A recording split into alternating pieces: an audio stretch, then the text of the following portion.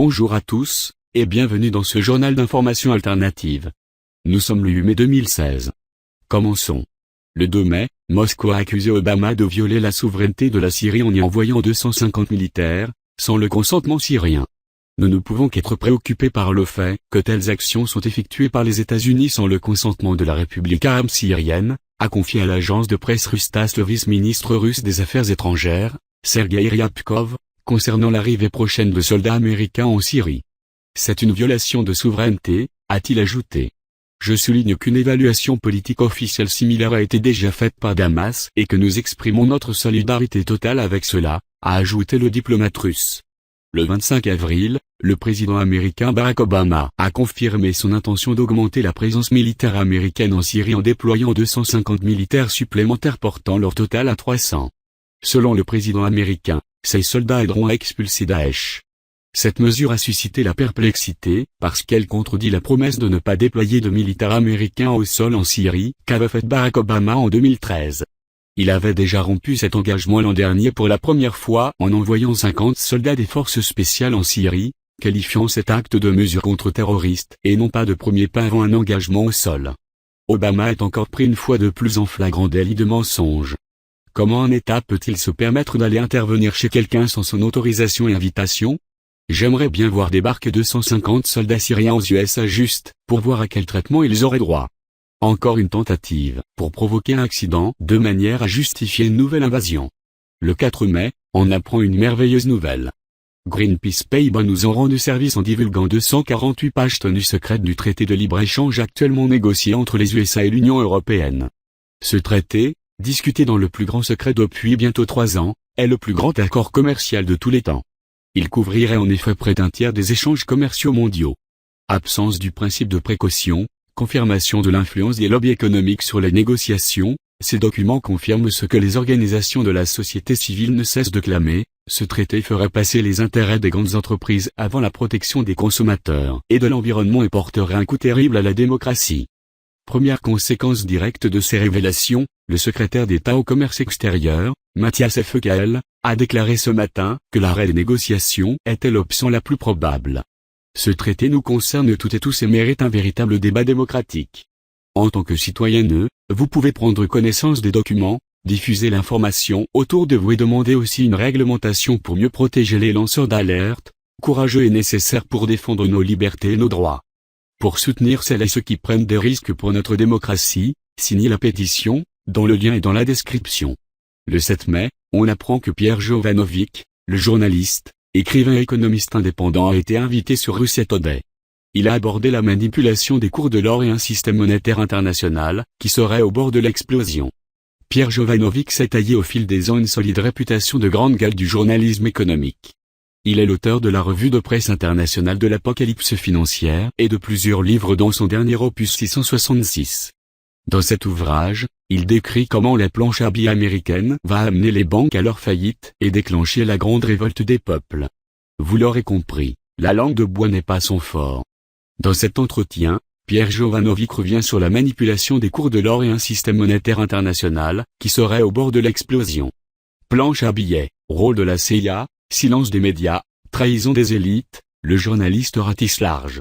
Les opinions, assertions et points de vue exprimés dans cette section sont le fait de leur auteur et ne peuvent en aucun cas être imputés à RT. Pour finir, le 8 mai, on apprend que Le Monde vient de divulguer l'affaire de l'attentat du 11 septembre. Le 11 septembre a été le prétexte parfait pour lancer des attaques contre Saddam Hussein, ce n'était au final qu'une guerre du pétrole comme l'explique Le Monde. Cela a donné lieu à de multiples conflits, à un mensonge planétaire sur des armes de destruction massive, sur l'attaque de plusieurs pays et le renversement de plusieurs gouvernements. À chaque fois ils ont été prêts à sortir n'importe quel bobard pour attaquer ici ou là, et cette fois-ci, les accusations se dirigent vers l'Iran.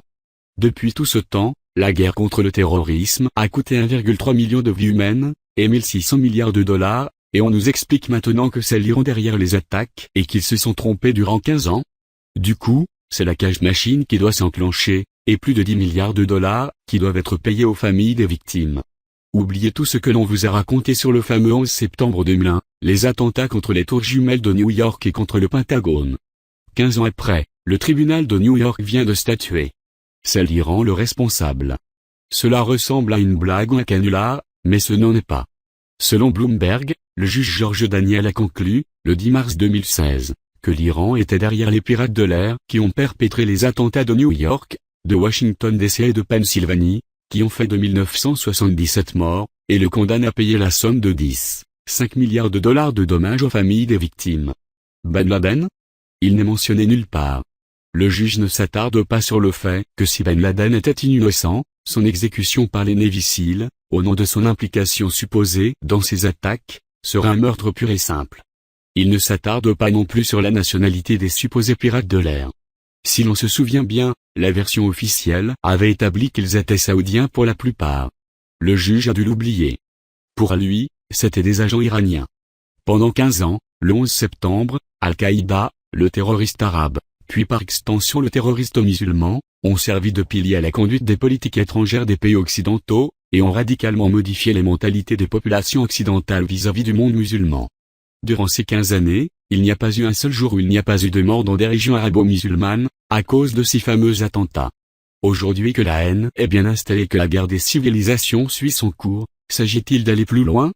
Sans aucune rationalité et sans la moindre parcelle de crédibilité, le récit du 11 septembre a permis de changer le monde dans un sens dont nous savons maintenant qu'il répond, point par point, à un agenda programmé. Pourquoi ne pas réutiliser l'événement des attentats du siècle, en modifiant légèrement le récit? Le juge George Daniel, qui a bien compris comment ça fonctionne, ne s'embarrasse pas de détails. Son unique argumentation tient en ceci, l'Iran serait incapable de réfuter les accusations portées contre lui, donc l'Iran est coupable.